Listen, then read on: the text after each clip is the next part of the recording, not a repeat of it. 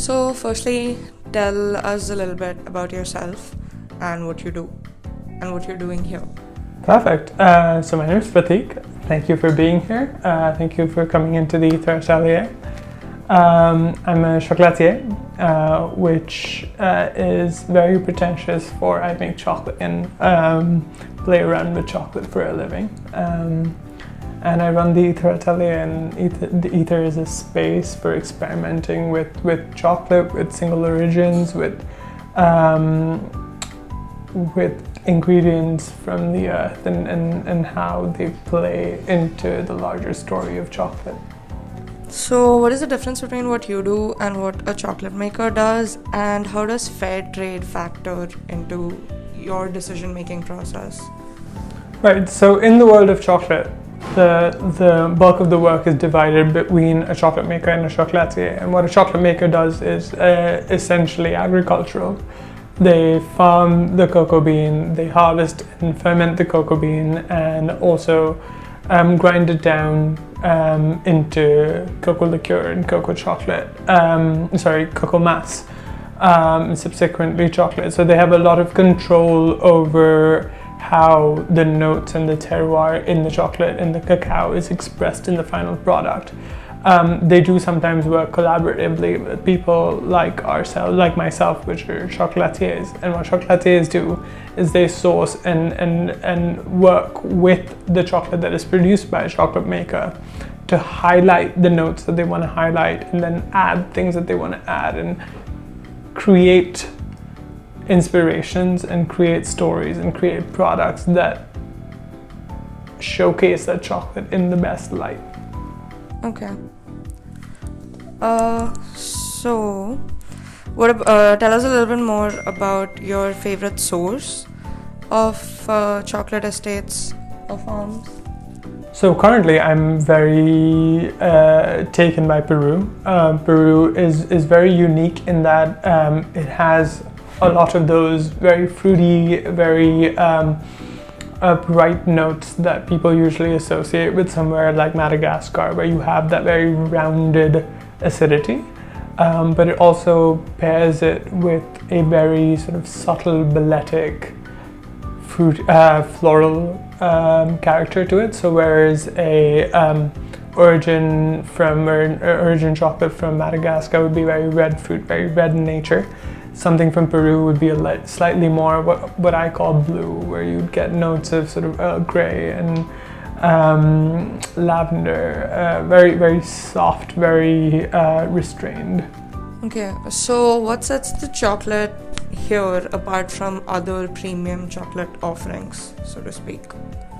The chocolate here definitely comes very clearly from a place of inspiration and tries to translate that inspiration. It's definitely always trying to be a little more intellectual in the way that we approach it, a little more true to the origin and the origin notes, and of course very representative and transformative of the inspiration that we're currently working with. So I checked out your website, and there's a lot of speak of the sensory exploration of chocolate. So can you tell us a little bit more about that?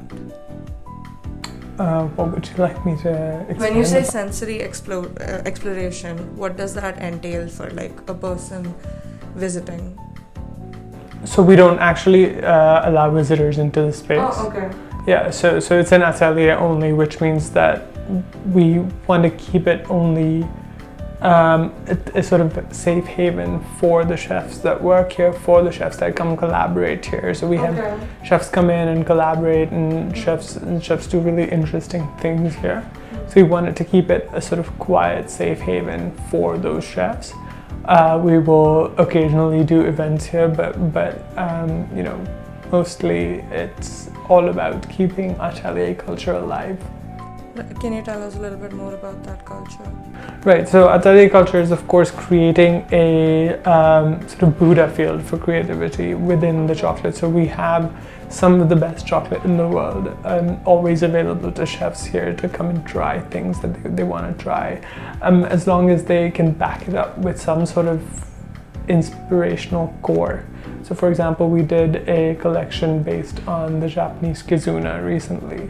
That was just exploring the heritage of the Japanese culinary tradition and springtime in Japan. And as long as any of the chefs working here have something they want to say about that through chocolate, I want them to have the ability to do that. Even if we take it to market, if we don't take it to market, if we include it or not, I want them to be able to explore that a little bit more. And that's why I created this sort of quiet atelier.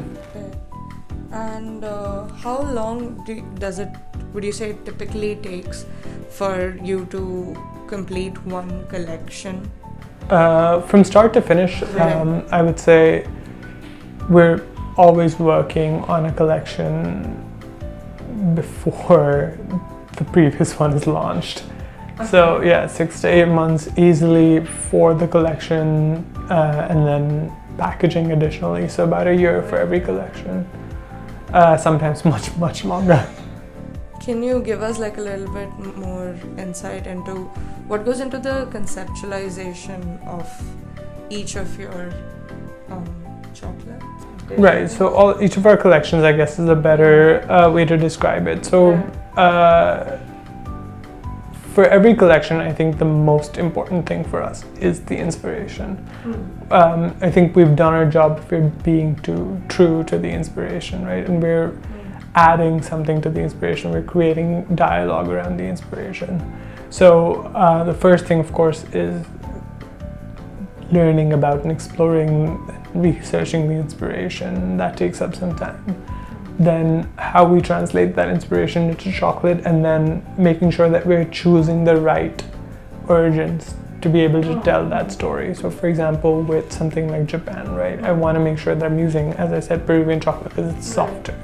I'm using Ghanaian milk chocolate, which has got this very clean, milky quality. Whereas if I use a lot of Madagascar chocolate, it might be too brash for the inspiration that I'm currently working with. So choosing the right origin, working with chocolate makers to make sure that they can get me the right chocolate to tell the tale of that inspiration. And then of course, developing recipes that have the right additions in them, so they're the right flavor elements to enhance this concept, right? So for example, with the Japanese inspiration, we infuse our chocolates for over 5 days with sakura petals. Oh, okay. Yeah, and it gives this very rich cherry blossom flavor and slight mineral, like almost tea, like a steeped tea quality to the chocolate. And that transforms it and makes it more relevant to the inspiration.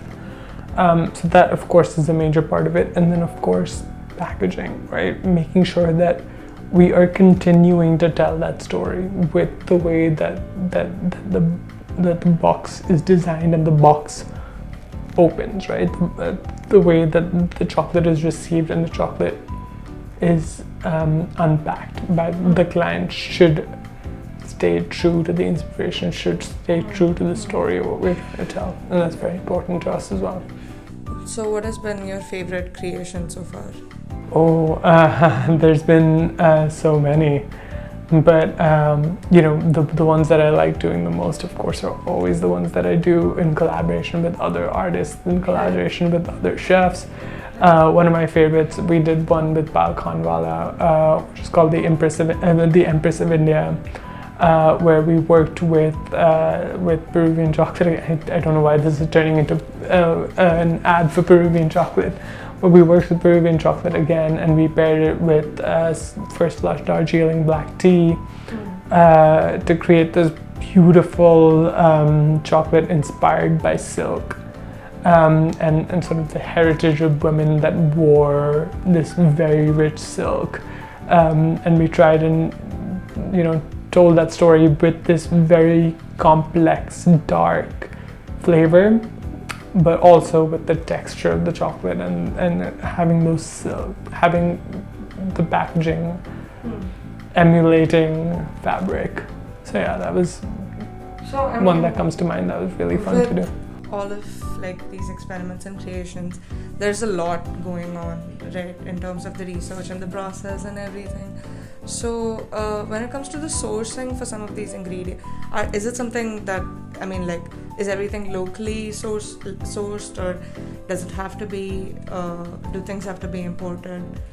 Well, since my craft is fiddling with origins, of course, it does me very well to have a large palette to choose from. So I try and make sure that I can source as many as many origins as possible. And so I always try and get a world of origins. So I always have Madagascar, Colombia, Java, Ghana, Tanzania, Venezuela, Peru, India, of course. So I think if I just stick to local, it would make for a non-meritocratic approach to origins, which is not what either stands for.